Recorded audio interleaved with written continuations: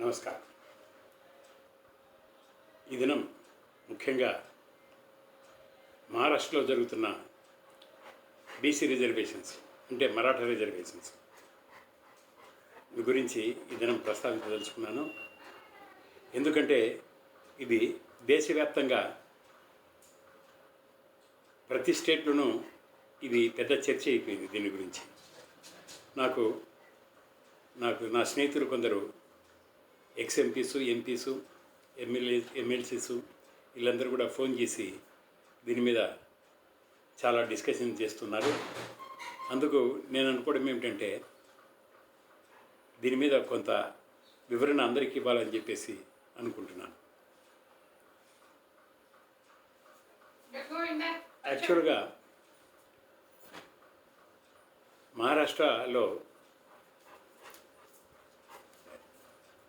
Maharashtra government BC జనాభాను survey చేసి అధికారిక గణాంకాలు సేకరించింది. అలానే మరాఠాస్ది కూడా సర్వే చేసి అధికారిక గణాంకాలు తీసుకుంది.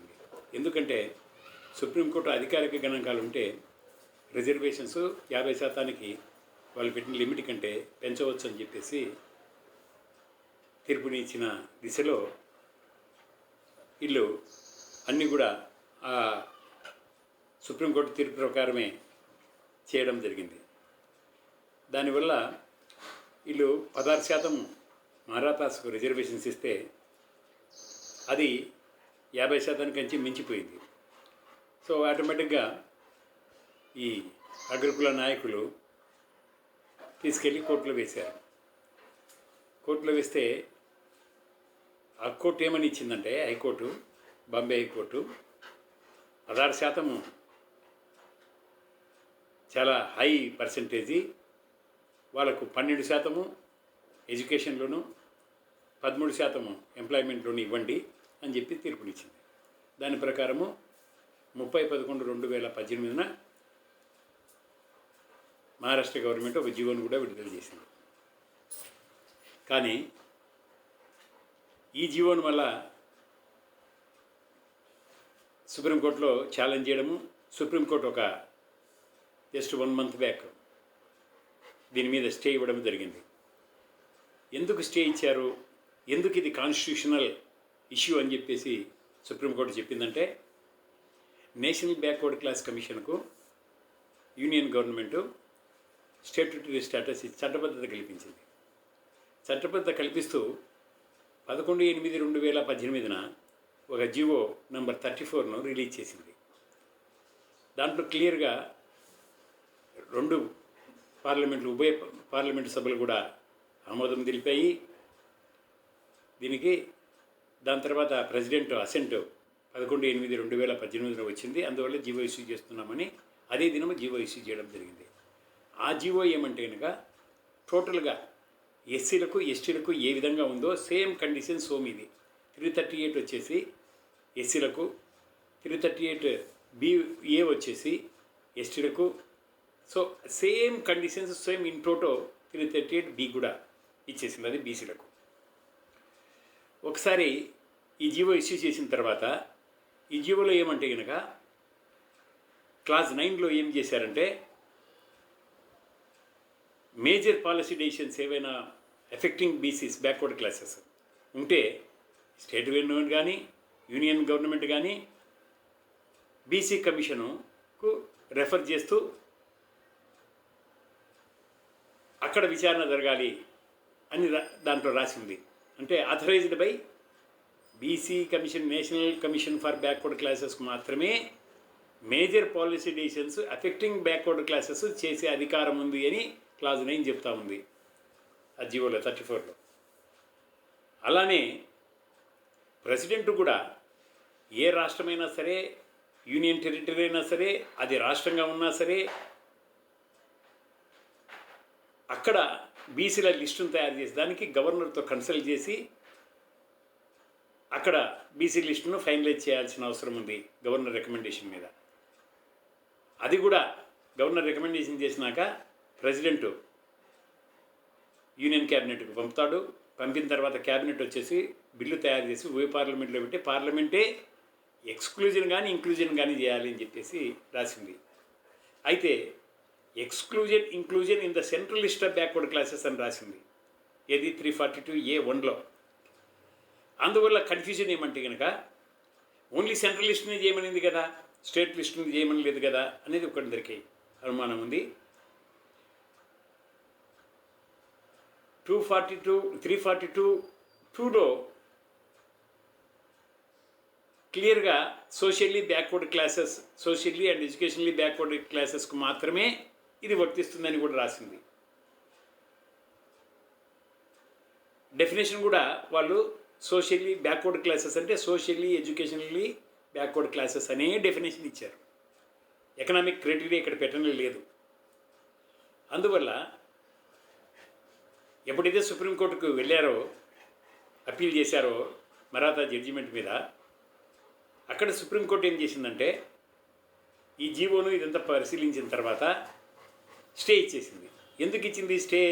ఎందుకంటే ఆ GO number 34 11/8/2018 union ministry of law and justice issue చేసిన జీవో, దాన్ని చదివితే డెఫినెట్గా స్టేట్ గవర్నమెంట్కి అధికారాలు ఉన్నాయా అని అనుమానం వస్తుంది. స్టేట్ బీసీ కమిషన్స్కు అధికారం ఉందా? అండర్ 340 ఆర్టికల్ కింద బీసీ కమిషన్స్ ఒక నిర్ణయం తీసుకునే అధికారం ఉందా ఇంక్లూజన్కు ఎక్స్క్లూజన్కు అని?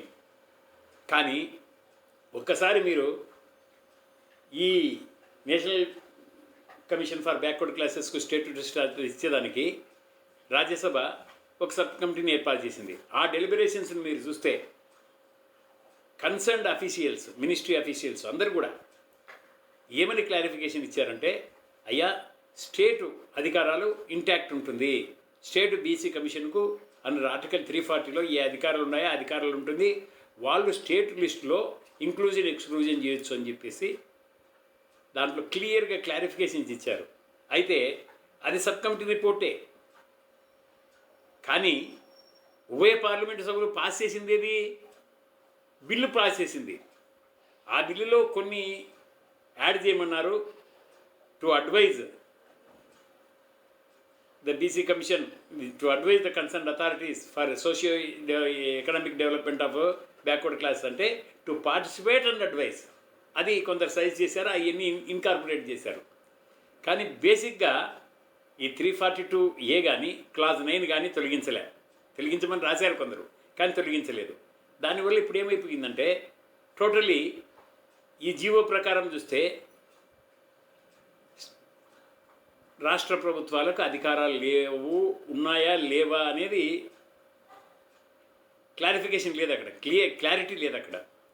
దానివల్ల సుప్రీంకోర్టు ఏం చేసిందంటే మండల్ కమిషన్లో 9 మెంబర్ జడ్జిమెంట్ ఉంది కాబట్టి 9 జడ్జి బెంచ్ ఇచ్చింది కాబట్టి దీన్ని కాన్స్టిట్యూషన్ 11 జడ్జి బెంచ్కి పంపించాలని చెప్పేసి రికమెండ్ చేస్తూ చీఫ్ జస్టిస్ దగ్గరికి పోయింది. అది 11 బెంచ్ దగ్గరికి పోతుంది. ఇది కాన్స్టిట్యూషన్ లిస్ట్ కాబట్టి అక్కడ డిస్కస్ చేసి ఇది స్టేట్ బీసీ కమిషన్స్కు అధికారాలు ఉన్నాయా లేవా అని తెలుస్తారు.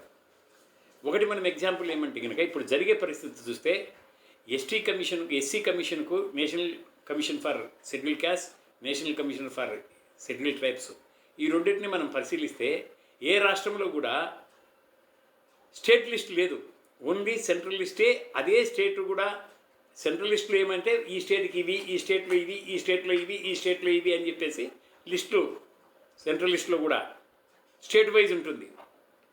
ఎందుకంటే స్టేట్ వైజ్ ఎందుకుంది? ఒక స్టేట్లో రజకులు బీసీలు అయితే ఇంకొక స్టేట్లో ఎస్సీలు, అందువల్ల స్టేట్ వైజ్ ఉంది. సో ఈ స్టేట్ వైజు లిస్టులను దానిలో ఇంక్లూడ్ చేయాలన్నా ఎక్స్క్లూడ్ చేయాలన్నా ప్రెసిడెంట్ గవర్నర్తో మాట్లాడి గవర్నర్ రికమెండేషన్ చేస్తే దాన్ని క్యాబినెట్, యూనియన్ క్యాబినెట్ తర్వాత సబ్సిక్వెంట్లీ పార్లమెంట్, ఉభయ పార్లమెంట్లో బిల్లు పెట్టి పాస్ చేయించాల్సిన అవసరం ఉంది.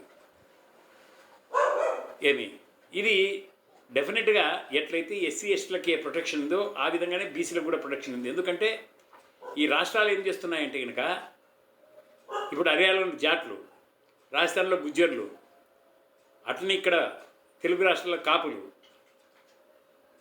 అక్కడ మరాఠాసు, గుజరాత్లో పటేల్స్, వీళ్ళందరూ బీసీ లిస్టులో కావాలంటున్నారు. స్థానం. ఇవన్నీ అవాయిడ్ చేసేదానికి నేషనల్ బ్యాక్వర్డ్ క్లాస్ కమిషన్కు చట్టబద్ధత కల్పిస్తూ అన్ని అధికారాలు ఎస్సీ ఎస్టీ కమిషన్లకి అధికారాలు ఉన్నాయి. అధికారులన్నీ కూడా దీనికి అండర్ ఆర్టికల్ 338(b)లో అమలు చేయించారు. సో ఇది ఒకటి. అక్కడ లేవు కాబట్టి ఎస్సీ ఎస్టీలకు ఒకే లిస్టు సెంట్రల్ లిస్ట్ ఉంది కాబట్టి మళ్ళీ బీసీలకు ఎందుకు 2 లిస్టు ఉండాలా, ఏ విధంగా ఉండాలా అనేది ఒక క్వశ్చన్. సో ఈ క్వశ్చన్లన్నీ కన్ఫ్యూజన్తో సుప్రీంకోర్టు స్టే ఇస్తూ మహారాష్ట్ర మరాఠా రిజర్వేషన్స్కు 11 జడ్జి బెంచ్కి, కాన్స్టిట్యూషన్ బెంచ్కి 11 ఒక్కటేసారి ఎప్పుడూ మనకు స్వాతంత్రం వచ్చినాక ఓన్లీ వన్స్ 11 జడ్జెస్ బెంచి ఒక తీర్పునిచ్చింది. దాని తర్వాత మళ్ళీ ఇప్పుడే. కాబట్టి ఈ తీర్పు కోసము అందరం కూడా వెయిట్ చేద్దాం. ఇది ఎందుకంటే అందరికీ చాలా కన్ఫ్యూజన్గా ఉంది కాబట్టి దీని క్లారిఫికేషన్ నేను ఇచ్చాను. ధన్యవాదాలు. నమస్తే.